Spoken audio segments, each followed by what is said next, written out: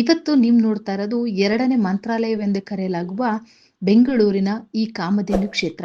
ಈ ಕಾಮಧೇನು ಕ್ಷೇತ್ರ ಭಕ್ತರ ಸಕಲ ಕೋರಿಕೆಯನ್ನು ಈಡೇರಿಸುವ ರಾಯರ ಪವಾಡಮಯ ಸನ್ನಿಧಾನವಾಗಿದೆ. ಇಲ್ಲಿನ ಮೂಲ ಬೃಂದಾವನವು ಕೇವಲ ರಾಯರ ನಾಮವನ್ನೊಳಗೊಂಡ ಪುಸ್ತಕಗಳಿಂದ ನಿರ್ಮಿತವಾಗಿದೆ. ಹಾಗೆ ಕಾಮಧೇನು ಕ್ಷೇತ್ರದ ಇತಿಹಾಸ, ಮಹತ್ವ ಹಾಗೂ ಈ ಪವಿತ್ರ ಸನ್ನಿಧಾನದ ಬಗ್ಗೆ ನೋಡೋಣ ಬನ್ನಿ. ಈ ಕಾಮಧೇನು ಕ್ಷೇತ್ರವನ್ನು ಸುಮಾರು 20 ವರ್ಷಗಳ ಹಿಂದೆ ಶ್ರೀ ಧರ್ಮದರ್ಶಿ ಎಸ್.ಎನ್. ಗುರುಶೇಷರವರು ಪ್ರಾರಂಭಿಸಿದರು. ಇವರ ಹಿಂದೆ ಮಂತ್ರಾಲಯದಲ್ಲಿ ಯಾಂತ್ರಿಕರಿಗೆ ತೀರ್ಥವನ್ನು ನೀಡುವ ಕೆಲಸವನ್ನು ಮಾಡ್ತಿದ್ರು.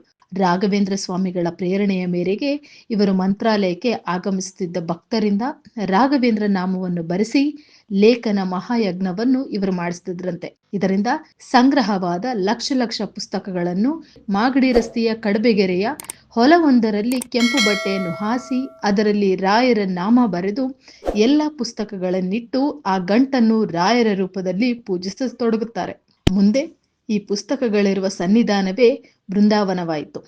ಕಳೆದ 8 ವರ್ಷಗಳಲ್ಲಿ ಹೊಸ ದೇವಾಲಯವನ್ನು ಇಲ್ಲಿ ನಿರ್ಮಿಸಲಾಗಿದೆ. ಈ ದೇವಸ್ಥಾನಕ್ಕೆ ಭೇಟಿ ನೀಡಿದ ಭಕ್ತರು ಮಂತ್ರಾಲಯಕ್ಕೆ ಭೇಟಿ ನೀಡಿದಷ್ಟೇ ದೈವಿಕ ಅನುಭವವನ್ನ ಪಡೆಯುತ್ತಾರೆ.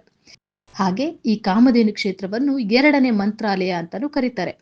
ಈ ಕಾಮಧೇನು ಕ್ಷೇತ್ರದ ಮಹತ್ವ ಏನಂತ ಅಂದ್ರೆ, ಈ ಕ್ಷೇತ್ರದಲ್ಲಿ ನಿಯಮಿತವಾಗಿ ಮತ್ತೆ ವಾರಕ್ಕೊಮ್ಮೆಯಾದರೂ ದೇವಸ್ಥಾನಕ್ಕೆ ಭೇಟಿ ನೀಡುವ ಭಕ್ತರು ಇಲ್ಲಿ ರಾಯರ ಆಶೀರ್ವಾದವನ್ನು ಪಡೆಯುವುದರ ಮೂಲಕ ಪವಾಡಗಳನ್ನ ಅನುಭವಿಸ್ತಾರೆ. ಹಾಗೆ ಶ್ರೀ ರಾಘವೇಂದ್ರ ಸ್ವಾಮಿ ದಿನವಾದ ಗುರುವಾರದಂದು ದೇವಸ್ಥಾನಕ್ಕೆ ಭೇಟಿ ನೀಡುವುದು ಹಾಗೂ ಭಾನುವಾರದಂದು ಈ ಸನ್ನಿಧಾನಕ್ಕೆ ಭೇಟಿ ನೀಡುವುದು ಅತ್ಯಂತ ಮಂಗಳಕರವಾಗಿದೆ.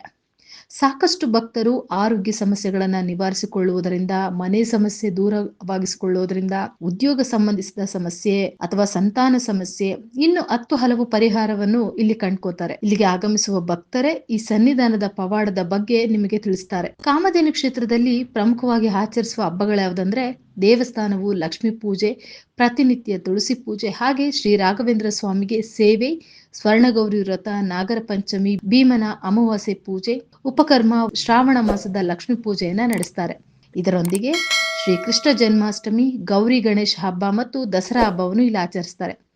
ರಾಯರ ಈ ಸನ್ನಿಧಾನಕ್ಕೆ ನೀವು ಸೋಮವಾರದಿಂದ ಶುಕ್ರವಾರದವರೆಗೆ ಬೆಳಗ್ಗೆ 8ರಿಂದ ಸಂಜೆ 6ವರೆಗೆ ಹಾಗೂ ಗುರುವಾರ ಮತ್ತು ಭಾನುವಾರ ಮುಂಜಾನೆ 7ರಿಂದ ಸಂಜೆ 7ರವರೆಗೆ ಭೇಟಿ ನೀಡಬಹುದು. ನೋಡಿದ್ರಲ್ಲ ರಾಘವೇಂದ್ರ ಸ್ವಾಮಿ ದೇವಸ್ಥಾನದ ಮಹಿಮೆ. ಹಾಗೆ ಮತ್ತಷ್ಟು ವಿಡಿಯೋಗಾಗಿ ನೋಡ್ತಾ ಇರಿ divine info Kannada 1 YouTube channel. ನಮಸ್ಕಾರ.